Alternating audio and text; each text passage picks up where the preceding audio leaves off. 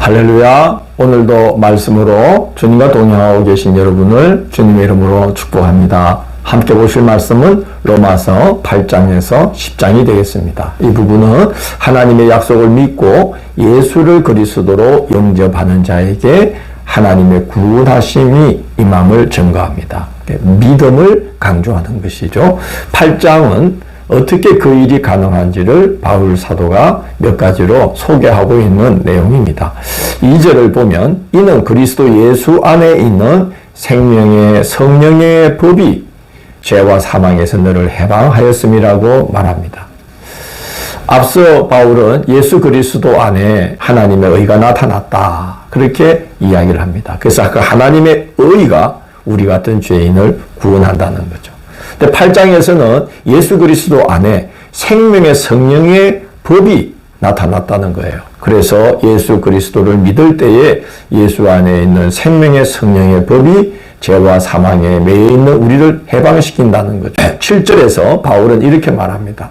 육신의 생각을 따라 삶으로 하나님의 법에 굴복하지 않을 뿐만 아니라 굴복할 수도 없던 자들이 영의 생각을 따라 살게 됨으로써 하나님의 법에 굴복하려고 할 뿐만 아니라 굴복할 수도 있게 된다는 것입니다.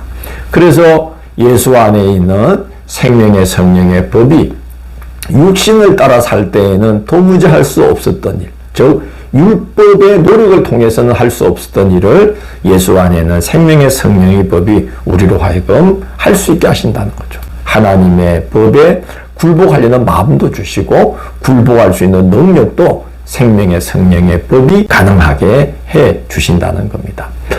그렇기 때문에 예수를 그리스도로 믿을 때에 놀라운 신분의 변화가 일어난다고 바울은 증거합니다. 14절을 보면 무릇 하나님의 영으로 인도함을 받는 사람은 곧 하나님의 아들이라고 말합니다. 죄의 종로로 하던 데서 해방되어서 우리는 이제 하나님의 자녀의 영광스러운 자리에 이르게 되는 것이죠. 그 일이 어떻게 가능하겠습니까? 바울은 첫 번째 성령께서 우리를 도우신다고 말합니다. 26절을 보면 성령도 우리의 연약함을 도우시나니 라고 말합니다. 어떻게 도우십니까? 성령께서 우리를 대신해서 친히 강구해 주심으로 우리가 하나님의 형상을 본받기까지 합력하여 선을 이루신다는 것입니다. 두 번째는 그 무엇으로도 끊을 수 없는 하나님의 사랑이 택한 자들과 함께 한다는 것입니다. 그 깊고 강한 사랑을 바울은 32절에서 이렇게 증거합니다. 자기 아들을 아끼지 아니하시고 우리 모든 사람을 위하여 내주신 이가 어찌 그 아들과 함께 모든 것을 우리에게 주시지 아니하겠느냐라고 말합니다. 하나님의 깊고 강한 사랑은 아들을 우리를 위해서 내어주시는 사랑이라는 거죠. 그래서 그 하나님께서 그 놀라운 깊고 큰 사랑으로 우리가 하나님의 형상을 본받기까지 지키시며 우리의 걸음을 인도해 주신다는 겁니다. 그래서 우리가 예수를 그리스도로 믿을 때 구원의 큰 역사가 이루어지게 된다는 겁니다. 9장 10장은 믿음으로 난 의에 대해서 증거를 하는 내용입니다. 9장 8절을 보면 곧 육신의 자녀가 하나님의 자녀가 아니요 약속의 자녀가 씨로 여기심을 받느니라고 말합니다. 육신으로는 이스마엘이 있었으나 약속을 따라 난 자는 이삭이라는 거예요. 육신으로는 에서가 우선권이 있었지만 약속을 받은 이는 야곱이라는 거예요.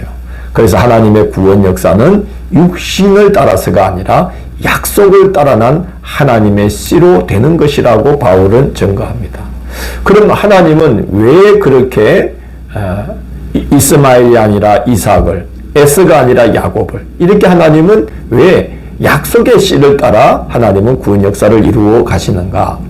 그건 전적으로 하나님의 주권에 속한 일이라고 바울이 말합니다. 9장 18절은 그 사실을 이렇게 증거하죠. 그런즉 하나님께서 하고자 하시는 자를 긍휼히 여기시고 하고자 하시는 자를 완악하게 하시느니라. 바울은 그 예로 바로 왕과 모세를 듭니다. 하나님은 그 둘을 택하여 세우셨다는 거죠. 그런데 바로 왕은 어떻게 택하여 세우셨느냐?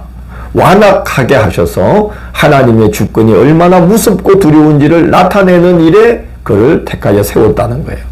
모세는 어떻게 택하여 세웠느냐? 하나님의 주권이 얼마나 신비롭고 복된지를 드러내도록 택하여 세우셨다는 겁니다.